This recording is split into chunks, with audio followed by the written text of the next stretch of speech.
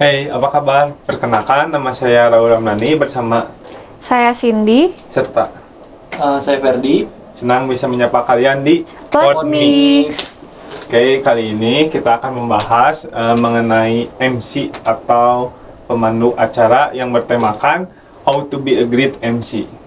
Nah, di sini kita akan kasih tips and trick bagi kalian yang tertarik untuk menjadi MC dan sekalian belajar bareng sama kita di sini. Helping you become a better MC. Nge-MC yuk. Tanpa basa-basi lagi, kita panggilkan saja narasumber kami. Silahkan. Ini boleh salto nggak masuk ya? Kayak juga nggak apa-apa. Halo. Gimana sehat. Sehat, alhamdulillah. Gimana? Alhamdulillah sehat. Judulnya berat juga nih. Iya, aduh. Aduh berat banget. Berat Jadi banget. nervous gimana dong? Tapi tetap harus pede ya, Kak. Oh, Pede. modal utama MC pede emang. Kalau nggak pede bagaimana ya? Gimana nih? Boleh memperkenalkan diri. Iya. Perkenalkan, mau nama malam apa mau nama pagi? Nama apa aja? Nama apa aja? Halo, saya Christine. Kalau waktu zaman on air dulu di radio, saya pakai Chris Cardozo, gitu. Bagus banget. Sumpah loh. Itu nama asli Makasih, atau sayang. gimana, Kak? Nama aslinya Christine. Cuman memang waktu itu kenapa jadi berubah nama, kan memang terkadang nih ya, kalau di dunia kepenyiaran, di dunia broadcast, itu ada beberapa pertimbangan yang makanya akhirnya nama asli tuh kayaknya biar lebih komersi atau mungkin apa gitu. Jadi akhirnya ada usulan untuk diganti. Nah, saya pakai Chris Cardozo dulu atau on air gitu.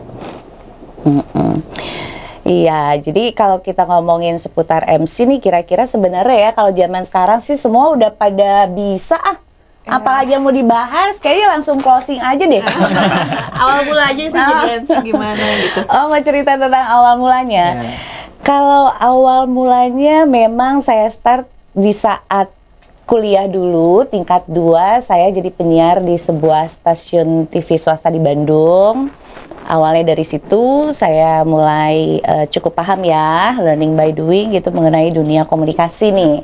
Dari MC pertama itu adalah ada tawaran MC lewat mana channelnya, lewat radionya gitu. Jadi radionya lagi ada kerjasama nih sama satu produk. Kemudian kan mungkin mereka ada satu paket ya udah deh pakai MC-nya dari penyiar kita gitu. Awal start itu gitu. Terus MC itu mulai dari ya kayak misalkan klien radio, si klien radio ini kan dia misalkan kita MC off air ya, ada acara grand opening dulu ada di Bandung namanya toko C59 di Jalan Ciamplas gitu. Jadi pertama kali waktu dia grand opening, saya jadi MC di situ. Terus udah gitu perjalanannya lagi di tahun tut gitu ya nanti ya. Tut gitu ya. Tahu aja gitu. Itu dulu lagi zaman musimnya stuck. Ya, jadi dulu tuh di Bandung tuh ada namanya Gor Saparua yang belum direnov kayak sekarang. Itu tuh jadi tempat anak-anak ska itu ngumpul. Jadi kayak acara musik gitu awalnya. Dari situ berjalan, kemudian pada akhirnya masuklah ke MC corporate. Udah mulai ke MC formal gitu. Ada yang juga gathering, ada juga bisa jadi MC pemerintahan. Jadi ada beberapa pengalaman ya, mulai dari yang informal juga formal, acara musik dan sebagainya gitu untuk MC ya. Awalnya panjang ya? Nggak apa-apa. Nggak apa-apa. Kita ngobrol aja. Luasan lebih luas lagi. Nggak apa-apa. Ntar dulu, budgetnya Mas Studio berapa jam? Udah aman. Oh aman, Aman, ya udah aman banget. Oke. Soalnya di studionya emang nyaman ya, Super Studio ya. Aduh luar biasa. Boleh untuk pertanyaan selanjutnya, Kak? Boleh lanjut? Nggak boleh. Nggak boleh. Gimana? Ini Kak, apa sih yang harus kita siapkan nih agar menjadi MC yang baik gitu? MC yang baik. Oke. MC sebenarnya itu kan adalah pekerjaan profesional ya. Jadi yang baik itu adalah yang sesuai dengan apa keinginan klien gitu. Jadi kita harus mempelajari itu. Apa nih gitu. Tapi kalau modal untuk kita yang pertama kali tadi udah dibahas ya tentang percaya diri. Nah, cuman kan kita mesti runtun lagi gimana nih supaya pede. Modal satu sebenarnya yang pertama adalah kita menguasai Menguasai apa? Banyak faktor ya. Jadi menguasai dari urusan kita pribadi dulu nih, gitu. Iya, jadi apa nih kebutuhan kita secara personal untuk bisa tampil di depan umum, istilahnya kan, berhadapan dengan audiens off air atau mungkin online kita dengan kamera gitu, yang asumsinya akan ada banyak mata gitu melihat kita. Persiapan, preparing dulu, kemudian baru kita ke materi, dan penguasaan materi itu penting banget. Di situ akhirnya kita bisa pede kok. Untuk kayak good looking yang kayak gitu berpengaruh nggak? Nah, Yang penting rapi aja kali ya, Kak. iya, ada lagi mungkin?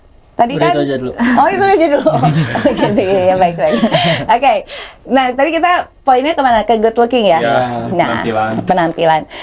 Oke, kalau kita ngomongin masalah penampilan, rapi itu termasuk, good looking itu termasuk, dan lain sebagainya. Dan itu semua tentatif. Karena menurut namanya orang ya, kita kan punya kacamata sendiri ya untuk menilai dia good looking, untuk menilai dia bagaimana, tapi kita kejar standarnya. Kita nggak ngomongin physically ya, tapi minimal untuk kita nge-backup nih, misalkan kita tahu nih kekurangan kita apa, ya kita coba latih di situ gitu. Jadi sebenarnya kalau misalnya kita ngomongin masalah good looking itu, kita akan bisa good looking itu menurut saya itu di saat kita bisa memantaskan diri. Iya. Ya, jadi kalau misalnya kita punya bobot tubuh agak bagaimana, kita harus bisa menyiasatinya gimana. Kalau misalnya tinggi tubuh bagaimana, kita kan berurusan dengan performing ya, gitu. Kemudian dengan pakaian apa yang kita gunakan, gitu, itu emang sangat berpengaruh. Gitu. Jadi kalau misalnya ngomongin tentang persiapan ya, performa sebagai MC itu kalau mau dikupas mungkin makanya orang juga ada yang bikin channel tentang public speaking itu udah banyak episode, itu kalau dikupas satu-satu emang bakal banyak banget. Tapi secara globalnya poin utamanya adalah berlatih. Ya, berlatih untuk memang kita akhirnya bisa memahami gitu. Ternyata saya pantasnya gini ya, saya enaknya gini ya, dan lain sebagainya. Dan perbanyak buka wawasan. Jadi istilahnya kita suka dengan sosok siapa di saat dia membawakan acara. Bisa jadi itu ya, kayak bisa jadi referensi. Itu perlu banget. Apalagi zaman sekarang nih enak banget kan. Kalau zaman dulu sih ya memang agak susah ya untuk mencari referensi gitu. Tapi ya itu harus kita coba gitu. Tantangannya beda-beda. Mau nanya juga akhirnya gimana? Gimana? Tapi Kak, selain penampilan yang harus dipersiapkan, mental pun kadang harus banget untuk... Iya, itu tadi persiapannya secara personal ya. Jadi mental itu sebenarnya standar sih. Di saat kita mau melakukan pekerjaan apapun, ya mungkin itu yang harus kita lakukan.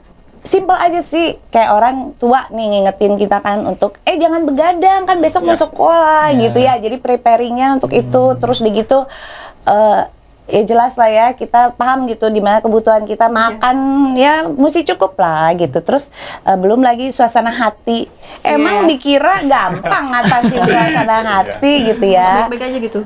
Harus baik-baik Gimana kendalinya? Walaupun lagi kacau. Lagi kacau. Harus Coba bermuka menahan dua diri berarti. gitu kan. Aduh kalau udah ngomong gitu jadi sedih deh. Gak bisa. Nggak, emang itu perlu. Gila aja gitu, kita udah dibayar ya sama orang, terus gitu kita harus bengkak gitu kan, terus gitu kayak berat banget gitu senyum, itu nggak bisa memang. Jadi memang pada akhirnya mindset. Mindset di saat kita menghadapi segala sesuatu, sebenarnya ini standar ya, di saat kita menghadapi segala apapun ya kan, mau nggak mau kita harus punya pola pikir yang kayaknya bisa jadi hal positif nih, bikin kita jadi makin semangat nih gitu ya. Dilatih itulah, melatih itu. Walaupun lagi kecewa harus profesionalitas ya. Bentar lagi mau curhat udah ngomong. Gimana? Iya, jadi kalau misalnya kita lagi bad mood apa gitu ya, nanti lama-lama terbiasa kok. Lama-lama terbiasa. Kan gitu. sebelum kita tampil di depan banyak orang gitu kan, yang kakak lakuin nih sebelum tampil gitu jadi MC Waktu gimana? start awal, Ya, waktu- kebiasaan kakak gimana? Oke, kalau Dilakuin. kalau kebiasaan yang waktu di start awal itu memang kita harus berlatih. Jadi kalau yang memang awal banget itu kan karena kita belum pernah punya pengalaman ya. Jadi kan pikirannya aduh gimana nih gitu ya. Jadi kayak apa ya istilahnya? Overthinking kata anak Jaksel bisa. ya. Berjalan dengan lancar. Aduh overthinking gitu kata anak Jaksel. Jadi pada akhirnya kita confuse sendiri gitu, jadi nggak nyaman sendiri. Nah, yang aku lakukan, aduh maaf ini ada mic, ini bunyi ya tadi. Nggak apa-apa. Yang kita lakukan adalah sebenarnya memang itu kembali lagi preparing untuk diri sendiri itu berlatih. Jadi memang karena kalau saya basicnya dari penyiaran, dari penyiar radio, memang kita sudah terlatih untuk punya skill yang memang harus dipunyai ya, mulai dari power, intonasi, terus udah gitu juga artikulasi, itu kita udah punya modalnya. Kemudian kita bedanya karena kita di belakang layar, ini depan layar, berarti kita harus melatih gestur tubuh. Gestur tubuh. Dan sebenarnya duduk tegak ini sangat membantu diafragma kita sih sebenarnya. Dan suara yang keluar juga kan. Suara yang keluar gitu, dan memang basicnya karena kita ngomongnya kan ya kayak gini harus agak mulus ya, pakai suara perut, pakai suara perut. Jadi modalnya itu kepakai banget sih untuk MC gitu dari si dunia radio itu pada saat itu. Nah kemudian prepare apalaginya yaitu lebih ke materi. Jadi kita briefing dulu kan kebutuhannya apa, kemudian ada rundown dan lain sebagainya gitu. Nanti narasumbernya siapa dan banyak tanya untuk wawasan. Ini Kak mau nanya mengenai Ada apa deh? kan zaman dulu, sekarang dan saat pandemi itu berbeda kita. Iya. Apa sih perbedaannya? Jadi dulu tuh nge-MC itu kayak gimana, sebelum pandemi itu gimana, dan sesudah pandemi itu gimana? Oh gitu, oke. Dulunya yang dari tahun berapa? Jadi sebenarnya kalau MC ini kita ngomongin yang off air ya? Apa yang jadi host? Off air dulu. Off air dulu kan? Off air, oke. Kalau untuk kegiatannya itu sebenarnya untuk program acaranya itu sama sebenarnya, di mana tetap ada acara musik, tetap ada acara gathering company, terus begitu serah terima jabatan yang formal dan informal ya gitu ya. Sebenarnya sama, cuman mungkin yang membedakan adalah persaingan gitu ya. Kemudian kan tumbuh terus ya, yang baru. Terus seperti itu sepertinya persisnya. Lalu kemudian kalau misalnya memang situasi kondisi di luar kebiasaan kita yang kayak kemarin kita kena pandemi dan lain sebagainya, itu efeknya itu perbedaannya adalah mungkin lebih banyak yang jobless jadinya. Karena kan yang tadinya untuk wedding juga jadinya nggak boleh. Terus paling itu sih perbedaannya ke pendapatan deh.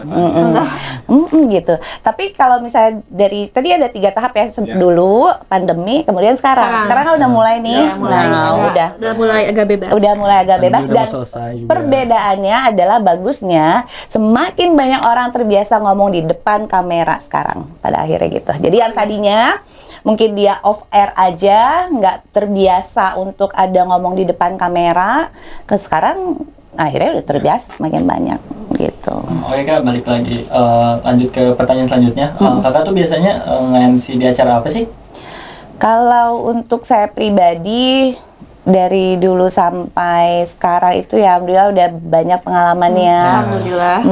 Jadi acaranya itu ya mulai dari yang acara off air musik gitu kan, kemudian off air banyak banget ya, mulai dari ke company dan lain sebagainya, pemerintahan, acara sport juga gitu. Tapi kalau waktu saya host TV, saya acara games, acara cookie masak dulu pernah, acara musik juga gitu. Jadi alhamdulillah pengalaman, sampai setelah saya berjilbab, saya MC untuk acara pengajian. Ya hebat banget ya Kak. Ya alhamdulillah dikasih kesempatannya gitu sih. Alhamdulillah. Iya. Biasanya kalau sebelum Kakak MC nih, Kakak tuh biasa pakai naskah apa kayak apa ya? Biasa gitu, kayak ngalir aja.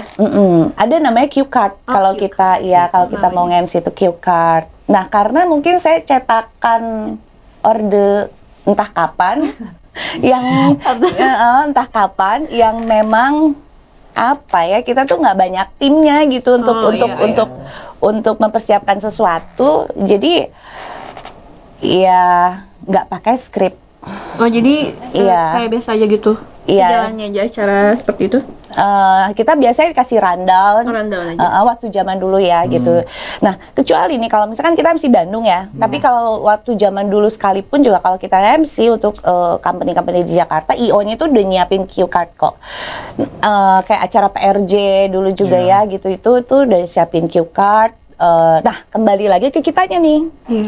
Kalau untuk saya pribadi, untuk cue card itu lebih ke untuk guidance doang, karena saya nggak biasa untuk baca teks ngapalin gitu, ya gitu, itu enggak. Akhirnya udah, kecuali kalau protokoler. Kalau protokoler acara pemerintahan itu berarti harus perlu naskah seperti itu perlu naskah, dan memang kita harus mengikuti itu, dan kemudian intonasinya juga berbeda gitu. Jadi kita memang harus pinter-pinter bisa bedain. Sampai acara ulang tahun juga misalkan gitu ya. Ya acaranya anak-anak, acaranya anak Sweet 17. Kemudian juga ada acara anniversary untuk apa namanya pernikahan yang sepuh-sepuh gitu. Jadi ya memang kita harus sefleksibel mungkin sih, nggak ada patokan khususnya, tapi ya itu akan kita dapetin begitu kita ada apa ya istilahnya ya, ada pengalaman. Oke, sekarang saya bacain hal penting yang harus Kalau masuk kita aja yang oh iya, nanti nilainya dikurang sama dosen. Oke, pura-pura nggak tahu deh mau nanya apa, bagian siapa Sang? Siapa? Bagian siapa? Mau nanya? Yang mau nanya bagian siapa? Bagian Raul. Oh, Raul. Raul mau nanya apa, Raul? Ini Kak, Nggak baca itu ada contekan di samping. jangan dikasih tahu. Oh Kak. iya. Dibocor. Oh iya, Kak. Jadi gini kan Kak, hal penting apa sih yang harus kita miliki untuk menjadi MC? Hal penting. Iya. Oke. Intinya sih sebenarnya banyak udah orang ngomong cintai apa yang kita lakukan gitu ya. Kurang lebih seperti itu. Jadi kalau memang misalkan ada kesempatannya kita menjadi seorang master of ceremony, ya kita harus coba dalemin secara lengkap gitu, karena memang kita cintain itu gitu, dan di mana di situ pada akhirnya kita punya kepuasan sendiri kok gitu ya. Pada akhirnya kepuasan seorang MC itu apa sih, di saat akhirnya orang di tengah audiens aja kita bisa melihat bagaimana dia orang excited terhadap kita atau apa, dan dalam sebuah acara itu kan cukup panjang berapa jam. Di situ jadi bisa kita berganti itu loh. Sebenarnya kita bisa berganti metode di saat misalkan. Jadi ya itulah dibutuhin, poin pentingnya adalah kita menjadi seorang yang sangat fleksibel, karena kita itu benar-benar memang udah ada ya, apa maksudnya guidance-nya ya, harusnya gini, tapi itu nggak baku, karena dalam sebuah acara itu emang pasti ada something lah, mulai dari harusnya di menit sekian di rundown itu udah masuk narasumber baru, narasumbernya belum datang, nanti pasti dibilangin MC ngomong aja dulu loh, Keluar jalur ya? Ya terus gimana itu? Nggak ada games, nggak ada, lo ngomong aja Apa aja? Orang nggak akan tahu gitu loh bahwa itu tuh nggak ada di rundown, terus lo harus speechless gitu, nggak bisa, please deh, nggak ya. Jadi ya udah deh, akhirnya gimana gitu, apa ya mungkin misalkan kita lagi ada gala dinner, kita bisa turun ke floor ya, nyapa audiens, pokoknya tugas kita untuk mencairkan suasana gitu. Nah lo nggak ada bocoran ayo tapi ting Gini Kak, apa? suka duka sebagai MC itu kayak gimana sih? Suka duka sebagai MC, yang paling saya ingat ya, pada saat saya ada satu kegiatan pas jam maghrib dulu ya, terus udah gitu saya memilih melaksanakan ibadah, selesai melaksanakan ibadah diprotes sama IO-nya pernah gitu. Lah, iya udah terima aja gitu. Cuman ya seperti itulah kadang-kadang ya, untuk kita yang memang muslim terutama, kendalanya itu di saat jam-jam tertentu yang memang harusnya kita melaksanakan ibadah, pada akhirnya ya mau nggak mau itu pilihan gitu. Gimana, paling itu karena sebenarnya banyak sukanya itu adalah di saat ya pada akhirnya dengan MC pengalaman saya bisa ketemu dengan kalian anak-anak hebat. Cuci, Terima kasih. ya gitu kan. Banyak banget gitu orang-orang yang keren luar biasa yang akhirnya makin bikin saya aduh gila gue tuh nggak ada apa-apanya ya gitu. Insecure. Siapa sih lu gitu kan. Nggak penting banget. Gitu paling. Nah, jadi kalau misalnya kita ngomongin pembekalan MC sih, insya Allah semuanya juga sebenarnya bisa. Asal memang, yaitu dia tadi kita bisa menyesuaikan ya dengan kebutuhan acaranya nih apa gitu. Memang kita harus perhatikan kostum. Terkadang kan memang, jadi kayak apa ya istilahnya, nanti pasti ada dituntut nanti dress code-nya warnanya ini misalkan gitu ya, itu kita mesti mau mempersiapkan, apalagi kalau cewek ya gitu. Ribet banget kalau misalnya kita juga ada acara pantai, kita harus nyesuaiin dong sama tema pantai gitu, kayak gitu. Jadi ya persiapannya memang lengkap lah, sama sih sebenarnya dengan profesi-profesi lain kayak Mas juga ya, kameramen kan. Apa yang dipersiapkan Mas, coba sini.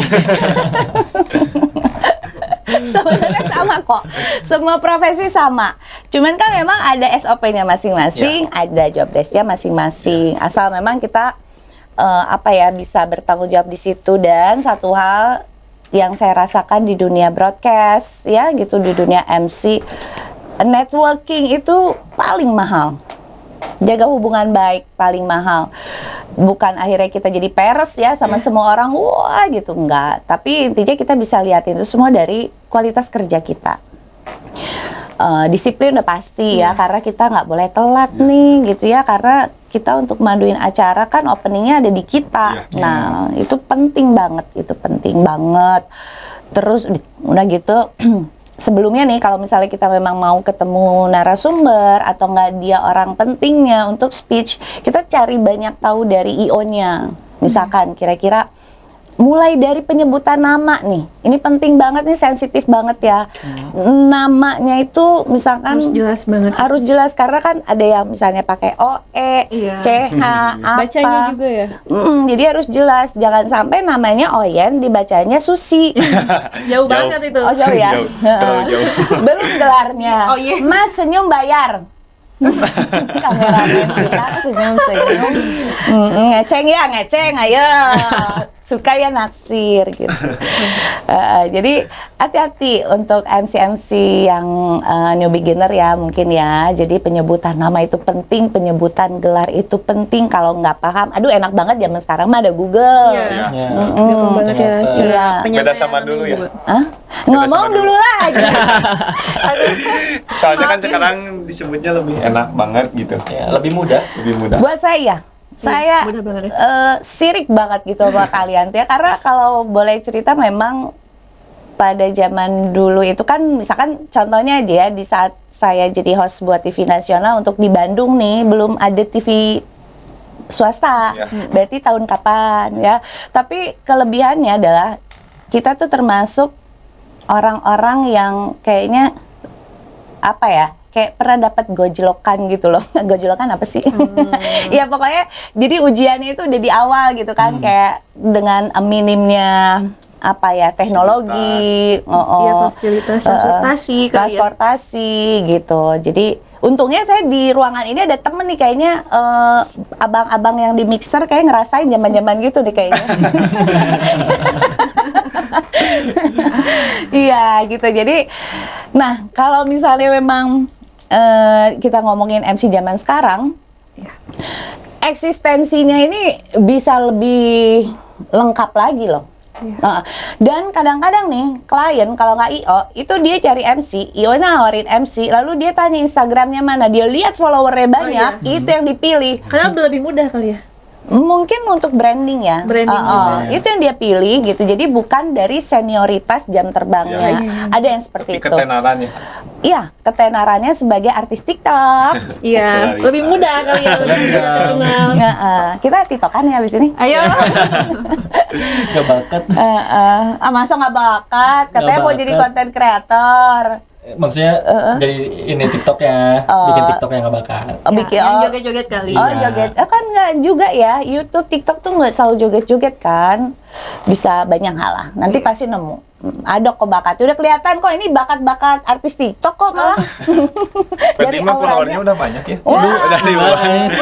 Mesti belajar nih. Nah, kalau misalnya untuk seorang MC ini kan, kalau untuk pengalaman saya dulu kan itu lebih ke sambil kuliah ya. Dulu kuliah kelas lagi. Kalau kuliah tingkat ya. Iya. Oh. Kelihatan tadi bohongnya pernah kuliah.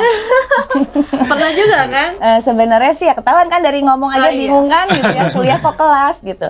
Jadi dari tingkat 2 itu emang sebenarnya saya siaran ya di radio zaman dulu, jadi aduh ngatur waktunya emang lumayan.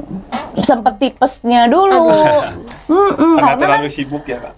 bukan sih Ya Kecapean. sakit. kurang isi dompet ya, jadi Oh, jajan isi sembarangan kan ya. Terus udah gitu akhirnya kena tipesnya dulu apa. Sementara kalau misalnya kita penyiar baru dulu training jadwal malam, nunggu ruang studio untuk studio buat mereka bikin iklan, ruang produksi itu kosong. Baru deh kita masuk penyiar di situ gitu ya. Terus udah gitu baru mulai kasih jam siaran dan disimpannya yang malam, yang kira-kira yang jangkrik doang gitu yang dengerin. Iya. Kan gitu. Baru mulai dari situ dikasih jadwal bener lah gitu. Jadi perjuangan ngatur waktunya lumayan lah ya sambil nge-MC. Karena nge-MC ini kan nggak cuma weekend. Ya, betul. Jadi ya itu bisa dikondisiin lah. Jadi sekarang mah lebih matang ya nge-MC-an. Matang nge-MC-an. Macam Sunda salah. Jadi lebih matang gitu. Akibat Ngomongin urusan dapur, habis masak sayur bayam, matang gimana? maksudnya lebih siap Untuk jam gitu. terbangnya. Ya, jam terbangnya Iya, lebih insya Allah. lebih Mau pakai saya untuk MC acara apa nih? Oh, boleh. Siap. Wedding Sama- hall. Pernikahan Aja. Ferdi sama Cindy. Tuh, Boleh. mulai. Hadiran. Gimana? Kalau cara ngatur waktunya sebagai MC dengan kegiatan lainnya Iya, susah atau gimana, Kak? Karena enjoy ya dan ada duitnya, apa sih yang susah? Oh, soal ada. Iya, asal ada cuan. Iya. Sat. Satu. Enggak sih. Jadi tapi memang iya, disiplin yang nomor 1. Jadi memang ya kalau nggak disiplin buyar deh udah semua gitu. Cuma memang resikonya jam tidur kurang. Iya. Terus udah gitu jam bobogohan juga kurang. Aduh. Ditinggal pacar. Jadi maaf ya mantan. Bukan mantan. Pakai desa dia habis ini ada mantan gitu. Takut mantan. Hati-hati di jalan Tulus. Ayo Kak, tips Apa, Dek? untuk jadi MC. Tips jadi Bagi kaula muda Iya, gitu Kak, buat yang pemula gitu lah. Pengen saya orang juga, yang pengen belajar. belajar. saya juga di MC. pemula kok ini. Jadi Aduh. buat teman-teman ya semua ya. Ayo. Teman-teman, hai bro, bestie, sister. Tipsnya sih sebenarnya apa yang simple, kuasai apa yang kalian rasa kalian bisa. Iya, bisa optimalkan gitu, karena dengan profesi apapun juga bisa jadi MC. MC ini kan tidak harus hanya MC profesional ya di sini ya, mungkin teman-teman lain juga ada yang kerja di dinas mana kemudian pada akhirnya bisa jadi MC sebuah perusahaannya. Kemudian juga ya banyak hal lah gitu. Intinya kan Master of Ceremony ini adalah dia seorang pembawa acara, acaranya apapun. Di saat memang ingin menjadi seorang profesional ya harus lebih giat lagi belajar, terutama bahasa. Karena iya, memang ada kemungkinan kita akan menerima job untuk kita akan chit-chat gitu sama expat ya, sama orang luar. Jadi ya nomor satunya bahasa, komunikasi itu. Ada kegiatan lain nggak selain MC? Sekarang Ya. Iya, sekarang. kalau kegiatan lain alhamdulillah. Jadi sebenarnya saya itu kegiatan itu dari waktu yang sambil nge-MC sambil kuliah itu memang saya ada jalanin beberapa bisnis. Nah, itu untuk saya untuk gali-gali ilmu ya, ilmu berbisnis, mulai dari sempat kuliner, sempat fashion dan apa. Kalau sekarang saya lagi membangun Share Indo Project, jadi kayak digital marketing. Pengalaman saya di dunia broadcast ini nolong banget gitu di saat kita negosiasi, di saat kita ngasih presentasi gitu, itu tuh kepake banget loh. Gitu untuk kebutuhan pengalaman kerja kemarin dengan kebutuhan bisnis sekarang gitu.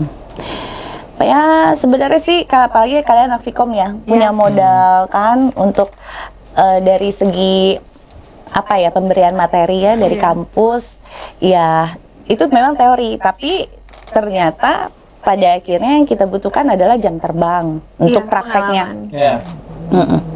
Untuk prakteknya itu kepake banget lah karena dan tapi inget ya namanya MC tuh nggak harus orang yang bawel loh. Ini kan kadang identiknya tuh dia cerewet, jadi dia nggak juga kok.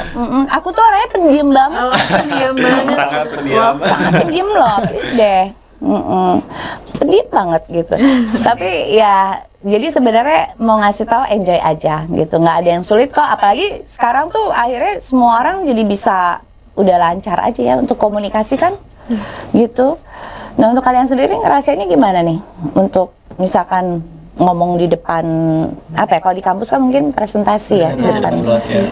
Apa nih kira-kira kendalanya? Masih nervous atau apa? Nervous sih pasti ya, karena nggak biasa juga kan ngobrol ngomong di depan banyak orang gitu kan. Ya adalah. Tapi kalau udah biasa sih kayaknya bisa di atas. Dan ada waktu-waktu ini ya, saya rasa tuh ada waktu-waktu di mana kita kayak lagu tuh ada intro gitu. Jadi biasanya kalau misalnya dia udah jalan mulus, udah deh. Iya, kayaknya tenang aja gitu. Lancar deh suasananya dan cair deh. Dan berarti apa? Berarti start awalnya ya kita usahakan supaya tidak ada kesalahan mulai dari apapun, mulai dari kita masuk ke stage, naik ke stage, dari gestur kita, jadi kita ngelangkah gitu kan ke tengah, bawa mic dan lain sebagainya. Start awalnya itu ya kita usahain itu perfect di situ supaya nanti kesananya lancar. Tapi sebenarnya memang paling penting poin utama adalah berdoa. Berdoa itu nomor satu. Kayak mau diinterview kalau tuh nervous banget ya. Aduh, aku tuh saat malam apa gimana gitu tadi. Kita minta kelancaran ya mudah-mudahan dilancarkan gitu. Nah untuk kakak untuk nge-MC lebih suka sendiri atau harus ada partner gitu? Iya. MC awal waktu dulu banget itu ternyata tandem, dikasih partner, tapi lama-lama akhirnya juga sendiri, lalu bisa jadi tandemnya itu sampai 3-an pernah. Oh iya. Itu gimana? Kayak biasanya jadi ada IO yang memang akhirnya dia pasangin sama yang udah kita biasa nge-MC bareng, ada yang bener-bener baru gitu kan. Dari saat bener-bener baru, nah di situlah jamnya kita datang lebih awal untuk kita ngobrol dulu gitu di backstage gitu kan. Kita mau bahas tentang apa ya kita kenalan dulu, touching dulu gitu. Tapi kalau misalnya emang udah terbiasa lama-lama ya udah kayak nyambung aja gitu. Gitu kayak ngalir. Jadi kalau ngomongin mengenai MC sih kurang lebihnya ya modal-modalnya ya itu dia tadi. Kayak misalnya memang kesiapan secara pribadi, kemudian materi, totalitas. Nah itu dari awal, nanti kelihatan kok dari hasilnya di saat kita totalitas atau enggak. Dan apa ya istilahnya, jangan lupa untuk terus mau menggali ilmu deh gitu untuk bisa lebih mantep lagi gitu. Lebih mantep tuh ya itu untuk supaya iya deh aku mau jadi seorang MC profesional gitu. Targetnya aku akan ada di acara kenegaraan, acara Asia Pasifik apa kan gitu.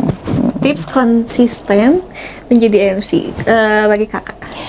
Kalau konsisten menjadi MC tuh, jadi untuk zaman sekarang ya? Iya, untuk sekarang. Oke. Untuk yang punya media sosial itu manfaatkan. Jadi kayak personal branding tuh perlu banget emang. Apalagi memang kita mau angkat ya secara profesional. Nah, udah pasti dong testimoni itu perlu, kemudian juga apa ya istilahnya ya portofolio penting. Ya apa itu coba dioptimalin deh di saat ada kegiatan, usahakan ada dokumentasinya gitu. Nah dari situ jadi nanti akan orang tuh akan tahu kan akhirnya oh butuh MC nih apa. Dan seperti yang tadi saya awal bilang ada networking ya. Jadi kalau untuk kita MC Bandung ada beberapa grup MC. kita masuk di dalamnya gitu, masuk grup. Jadi ya itulah perbanyak networking dengan pihak-pihak yang pernah kerja sama kita, karena biasanya memang dari mereka gitu kita tuh direkomendasikan. Kita tuh direkomendasikan oleh mereka. Kemudian mereka merekomendasikan kita juga, kadang-kadang kan mesti presentasi ya. Ya diliatin lah portofolio kita dari mana, dari YouTube channelnya, dari TikToknya, dari Instagramnya gitu.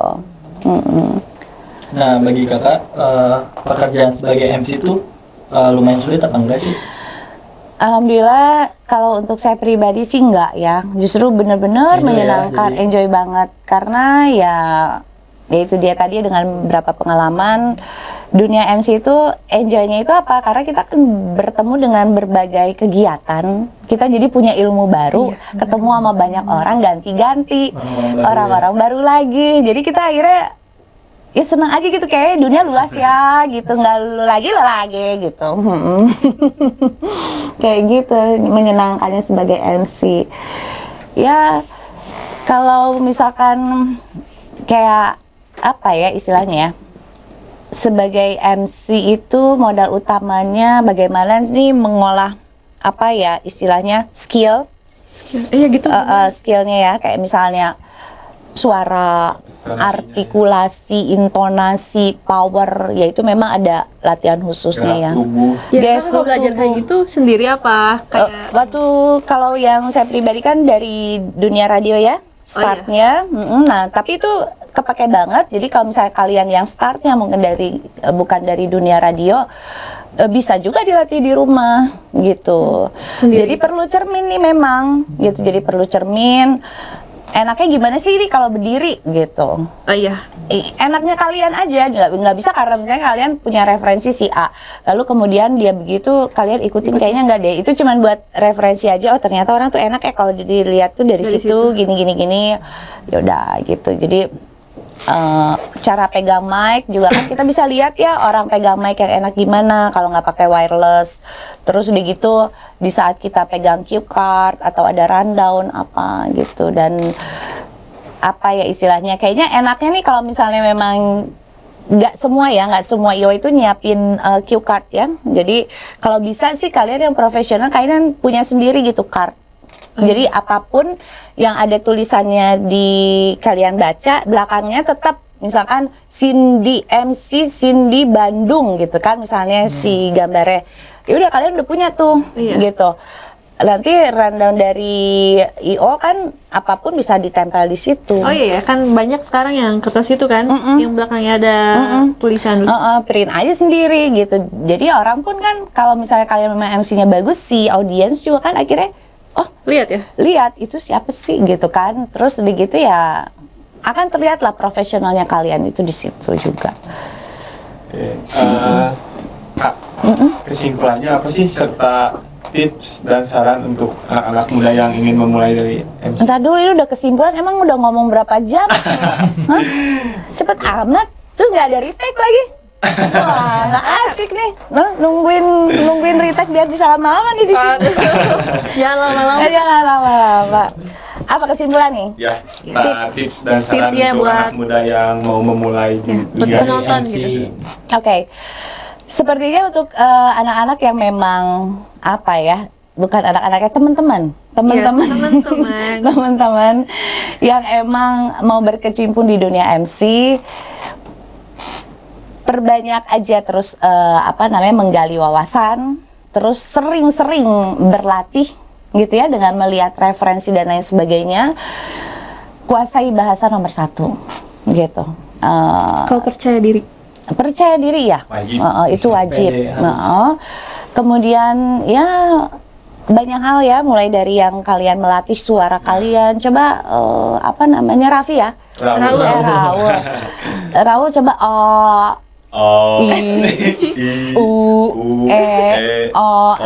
MC tuh nggak boleh jaim. Oh gitu. Gitu. MC tuh nggak boleh jaim karena kadang kita tuh bisa terima yang tadi job formal dan informal, tapi tergantung. Kalau memang kalian pengen jadi kayak untuk khusus acara-acara formal, silakan mungkin kalian kocak silakan, tapi rata-rata mereka akan punya pengalaman MC gini dan poinnya kalian nggak boleh jaim. Jadi lo mau kelihatan ngaco, nggak harus selalu cantik apa itu pokoknya gitu deh, gitu beda ya sama model ya gitu. Nah jadi semakin kita fleksibel tuh ke kitanya sendiri ya, itu semakin enak gitu dan hasilnya nanti bisa kelihatan. Nah itu terus udah gitu tadi udah ya bahasa paling kuat itu yaitu networking, jaga hubungan baik dengan semua pihak ya, poin penting banget karena biasanya dari rekomendasi job MC itu. Selain ya kalau misalnya ada yang kontak langsung ke IG kalian dan lain sebagainya, itu bisa jadi ya itu, makanya dengan adanya teknologi seperti sekarang optimalkan deh untuk brandingin deh diri kalian. Gitu. Sudah cukup Udah lengkap aja. mungkin. Sudah cukup, terima kasih informasinya. Masa sih segini ya doang? Aduh, apa lagi ya? Sama-sama sayang. Nah, kalau gitu Udah katanya udah sudah udah ya. cukupkan Apa tuh? sekian dari buat mix kami. Terima Dari- kasih. Tagline-nya apa tadi? Helping you become a better MC. Oh, oke. Langsung kita bareng-barengnya MC yuk. Oh, oke, nanti kasih tahu ya. Oke. Helping you become a better MC. MC yuk. Oke, terima kasih. Terima Kak. Terima kasih banyak. Terima kasih telah menonton podcast kami. Semoga bermanfaat. Mohon maaf banyak kesalahan. Sampai berjumpa di episode Selanjutnya. selanjutnya. Bye-bye.